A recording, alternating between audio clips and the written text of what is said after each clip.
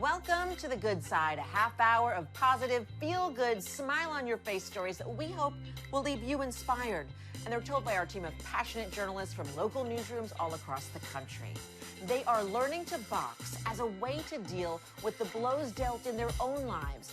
Meet the couple who started a program to jab, cross, hook kids out of trouble. Plus, he's a fourth grader with a flex.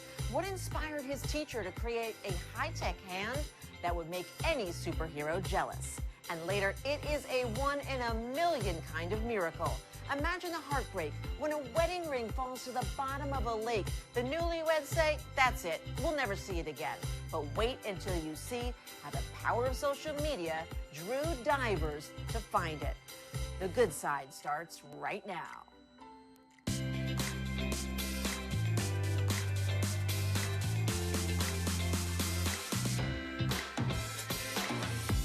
Hey there, I'm Debra Alfarone. There is something to be said for the sheer joy of trying a new sport and learning you love it. I hit the ice with an organization that shows children and young adults with disabilities that they have the ability to soar. I want to skate with the Capitals. And where can I meet the coach? At this ice rink outside the nation's capital, dozens of children with physical and developmental disabilities are getting the rare opportunity to skate or use an adaptive sled on the ice. Are you having fun? Yes. And this isn't just any ice rink. It's home to the NHL team, the Washington Capitals. Our goal is to empower youth with physical and developmental disabilities to strive, own, achieve, and realize their potential. So showing them that their disability doesn't hold them back from making an impact. Glenda Fu is the executive director of the nonprofit So Kids Soar. This is one of our most popular clinics, and we are able to offer this completely free for our kids and also give them a new friend. You want to skate around and show them one of your moves? Oh, look at that. She's a size 2. Young people with disabilities face barriers to participating in sports. One study finds their physical activity levels are more than 4 times lower than able-bodied peers. And special equipment can be expensive. Nonprofits offer a lifeline. Nick Dowd isn't just a forward for the Washington Capitals. He founded Dowd's Crowd with his wife Paige to give children with sensory issues the chance to enjoy a Caps game live.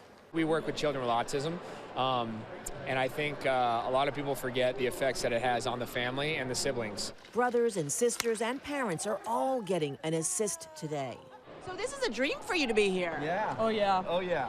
And I'm a huge Capitals fan. Is this your first time being on the ice together? Yes. Yep. And I haven't been on the ice in decades. And have you ever been on the ice? Nope. Never been on the ice. Whoa, so what, as a Caps fan, your first time on the ice, do you have a new appreciation for what they do? Yeah. This is one of many free clinics that So Kids Soar offers. They have water sports days, baseball outings, and more, working with over 1,000 families and more than 2,000 volunteers. Each participant is teamed up with a dedicated volunteer, like Sarah. I think this is a great event. This is my first year volunteering. I only found out a couple weeks ago about it, and we're just excited to be here and volunteering in the community. Why do you do this? I think now that I'm a mom, it means so much more, but seeing the smiles on these kids' faces, being able to offer these parents some respite. You always like to commiserate or just like talk about your life with people who are going through the same thing. So I think that's also a special part of this experience as well. No matter the score, everyone wins. SOAR runs ongoing programs and clinics from a poetry slam to lacrosse, and they are always adding more. We want to show you now a new, top-of-the-line, custom-made piece of technology. It's called the Jackson 1 Beta Hand, and it's making a big difference for a 4th grader in Kentucky.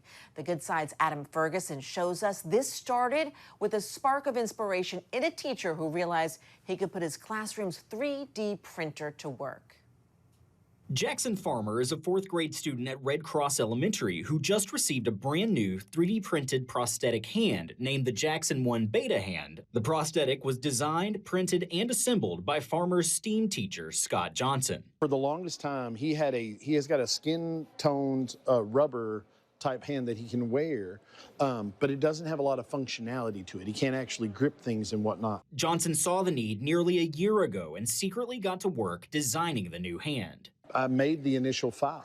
Jackson and his mom and his sister, they were here at school, and I brought it out. I had printed it, and I had it in a Ziploc bag back here behind the STEAM Lab table.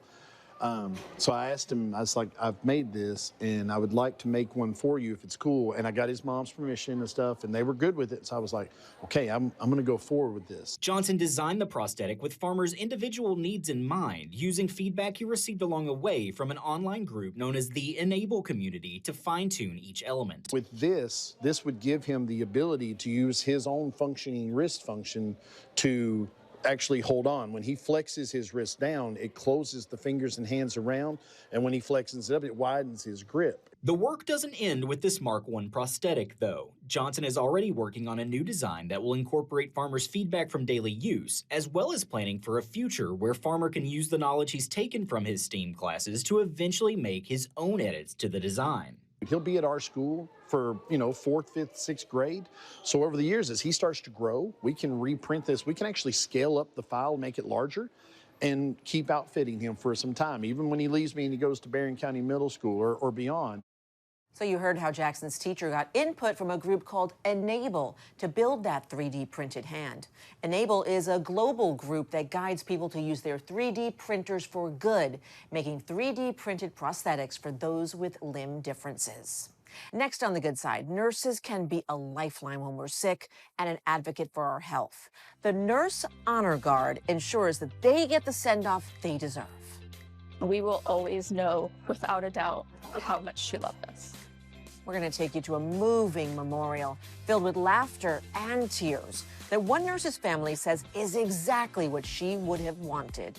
You're watching The Good Side. We'll be right back.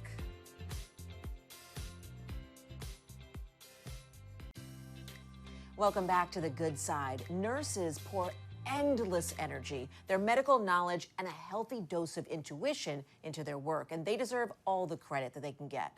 Well, a nurse in Georgia dedicated 44 years to the profession she loved.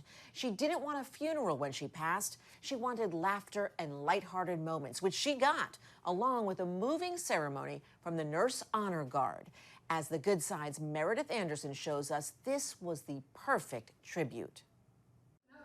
Any other weekend in dog country, Representing Roll Tide. this would be considered a rivalry. Instead, it's reverence, even if Bama did become the butt of more than a few jokes. But on this Georgia weekend, under the watchful eye of Nick Saban, Okay, for today, we will accept it. grief dressed itself in Cindy Gilbert's instructions. No funeral. She wanted a party, a celebration of her life dedicated to love, loving her family, her friends, her team, her community, and her cats. Nursing is a calling, a lifestyle, a way of living. Cindy also loved her patients. She was a nurse for 44 years. In good times and bad, without judgment, she was there. Her family had never heard of the Nurse Honor Guard until the local chapter reached out, asking to pay tribute to her service and doing one final roll call. Nurse Cindy Gilbert, please report to duty. Nurse Cindy Gilbert, please report for duty. Nurse Cindy Gilbert, please report for duty. Nurse Cindy Gilbert, we officially release you from your nursing duties. Your nursing colleagues will take it from here. You may be seated. A poignant pause from the laughter Cindy's daughter Robin wasn't expecting when they asked the nurses in the room to stand. Oh wait, that's me too. So I stood up, and just that swell of pride and joy, knowing that she instilled that in me. It's a beautiful moment, and how can that not touch your soul? It's why Brandy Seraphin started a local chapter of the Georgia Nurse Honor Guard back in 2021, with Beverly DeSalis as her right-hand woman. The Live Oak chapter covers 6 counties, and tributes aren't just for funerals. I've always heard of giving somebody their flowers while they're here. My grandmother used to say it, you know, love is an action word, so you do it now. They perform legacy tributes to nurses in hospice care. And the Honor Guard even surprised Beverly when she retired. And I still get choked up thinking about that. It was wonderful. Both Beverly and Brandy were also recognized just this past spring, alongside volunteers from other chapters across the state, as Governor Brian Kemp declared May 12th Georgia Nurse Honor Guard Day, a special day for a special group. Yeah, it's an amazing gift. That provides this priceless service at no cost. We will always know, without a doubt, how much she loved us. And without a doubt, Cindy's family knows she would have loved the Nurse Honor Guard's tribute, too. Just incredible reporting from our Meredith Anderson. And if you're choked up, no, I'm choked up, too. Can you imagine all the people that Cindy left an indelible impression on over 44 years? All right, now I want to take you to Arizona because a garage there has a mission that's twofold. The crew at Guardian Garage restores vintage vehicles. As the Good Side's Scott Pasmore shows us, it's also restoring lives.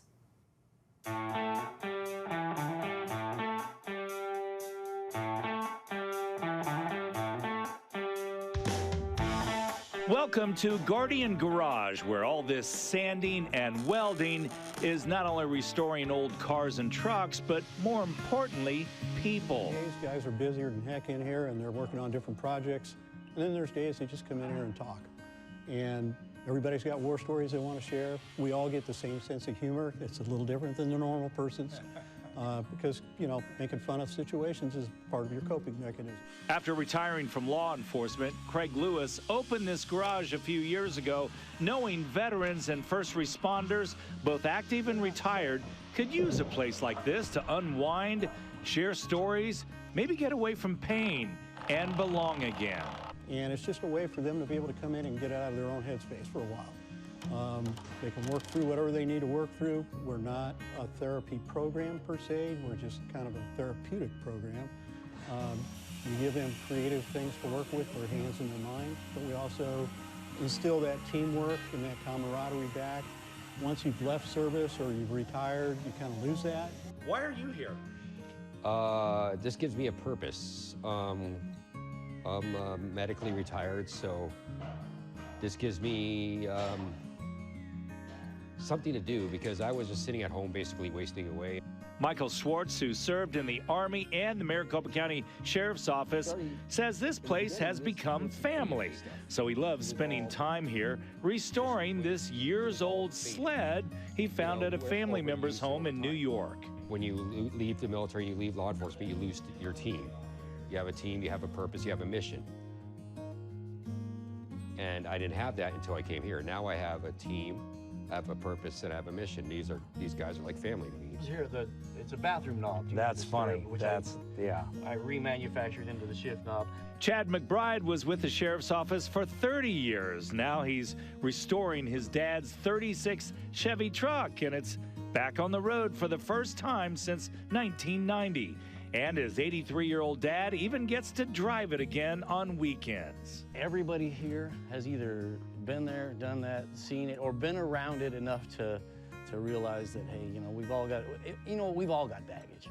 Whether we admit it or not, everybody in life is going to have baggage, and whether, you know, it's just a good place for like-minded people to come in and do real work and actually do some stuff and have fun. Their motto is restoring people and cars. So whether it's making an old truck new again or shining up this 50s theater popcorn machine, Guardian Garage is also restoring purpose where it matters the most. We're all mission-oriented folks here, and giving that mission back so that we've got something to focus on, and even for me, it helps. Still ahead on the good side, conquering a problem can call for a little creativity. A grandfather puts a lot of heart into making these wooden swords, and they're helping keep kids from going hungry. You may wonder what swords and solving school lunch debt have to do with each other, right? Well, the answer when we come back. You're watching The Good Side. Welcome back to The Good Side. Boxing is a sport that requires focus, clarity, and self-control. At the Atlanta Phoenix Boxing Club, kids are putting on their gloves and getting important guidance on life. The Good Side's Joshua Skinner talked to the club's founders who say their mission hits close to home. In boxing, bring that one up. There's a lot of technique and finesse. Someone has to show them the way, and that's what we were trying to do. Marlon Richardson and his wife run Atlanta Phoenix Boxing Club, part of Big Fish Ministries, and a way to help at-risk Atlanta youth chart a different path. One, conflict resolution. It helps them with navigate their anger. It helps them to control themselves. Many of the kids who find themselves at Atlanta Phoenix came here because of trouble inside and outside the home. Where they didn't see hope, give them hope, show them hope. There are about 15 kids working through the program at any given time, some referred by juvenile justice programs. And for the Richardsons, it hits close to home. It's personal for us. UNE Danielle's son fell in with the wrong crowd at school, and that drives Atlanta Phoenix. It's a form of letting out stuff without going the wrong way, the violent way about it. I like boxing because I can get all my anger out, punch in the back. Good job. Here, the kids are with someone they know cares. Not only are they hard on me, but they see something in me that I don't see in myself. The program moves about from outdoors to indoors. It even helps kids get their high school diploma. From guns to gloves, we encourage them. And that's how a punching bag helps find a future. Be you, but be the best version of you. And while boxing gloves are helping those students in Atlanta, in Missouri, handmade swords serve a different purpose for students. The Good Side's Caroline Hecker shows us how one man's craft is taking a slice out of school lunch debt. The sound of wood carving echoes from Chris Monroe's garage. Each and every stroke done with purpose. Like this sword right here, I've got 25 hours in at least. It's a Crusader's sword. A retired firefighter, he started making swords for his grandchildren. Word reached the neighborhood kids, and he made more. 3 years later, he's made more than 100. I get texts and emails from kids, about swords and about where they take it and what they did with it. It's gratifying, that I found some purpose. That purpose comes in the form of giving back. For every sword Chris makes, he accepts a donation. Just like that. At the end of the school year, he takes the donations to a local school district, where they're used to pay down student lunch debt. Each donation made in the name of the child supporting his creations. They're learning a value here, that there are people out there that need help, and they're stepping up to help. Chris admits he didn't realize how common school lunch debt is until a conversation with his son-in-law, Andrew Crawford, a teacher. It's often those kids that live on the bubble or on the cusp, just above the poverty line or just above that threshold, where we see the most school lunch debt. Free and reduced price lunches are provided to children based on a set of income criteria. 20% of Missouri students are directly certified, a result of their household's participation in federal assistance programs like SNAP. Another 48% of Missouri students are eligible based on household income, and some school districts provide free lunch to all students if at least 25% of the student population is directly certified. Chris helped pay off nearly $1,000 in lunch debt. This is a walking staff I made for a friend. He hopes to grow that number with the help of some new creations. Deer antler knife. And his friend Stephanie Opping, who plans to sell them in her new Washington, Missouri store, The Emporium. I mean, this is happening to your neighbors, it's happening all over. And so, yeah, if I can be part of the solution, I'm happy to. Chris says the mission is an investment in education, not hunger. And even on days when it feels like a drop in the bucket, he keeps carving. You're watching The Good Side. We'll be right back. With a little teamwork, sometimes the impossible becomes possible. When a newlywed lost his wedding ring in Lake Mead, one of the largest lakes in the entire country, he was worried that the chances of finding it were slim to none. The Good Side's Evan Leake shows us what happened, though, when an expert diver hit the water to help. Stephanie and AJ Limbo are a lot happier now than when AJ lost his wedding ring in the waters of Willow Beach. I love jumping off this rock right there, and I did it the second time. I jumped off, and then I climbed up on top this little boulder, and then that's when I noticed the ring was, again, it fell off, and I was like, oh no. After not finding it themselves, Stephanie figured, why not ask for help on Facebook? So I posted it on there, not expecting or hoping for anything, just to see what happens. And I think Ken commented on it that same day, if not the next day. Ken Wiggy knows Willow Beach all too well. For years, the master scuba diver has led others underwater to get rid of junk and debris, sometimes leading to the return of long-lost items. Are you optimistic, or what do you think? Because it is such a small object to try and find in the water, also a month after they lost it. I gave her a 1% chance we would find it. We try to go 3 different times now. And the first 2 was my boat was down. Second time the storm washed out the road. Odds are going down. The silts, the sand's gonna cover it up. Well, the third time ended up being the charm, just minutes into searching. Beata scores the ring. Woo!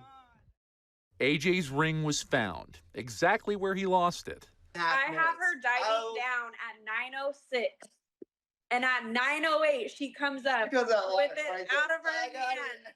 And he's like, no way. She's coming up, Beata holding the ring. How she found that is amazing. A miracle. 1 in a million. An early marriage miracle, thanks to those willing to dive deep into helping others. I was just in awe. I was like, there's no way. I was speechless. I just kept saying thank you. The ring first, the lottery second. The Good Side, real stories that inspire, uplift, and remind us even in the tough times, there's always another side, the good side. We'll see ya. Bye.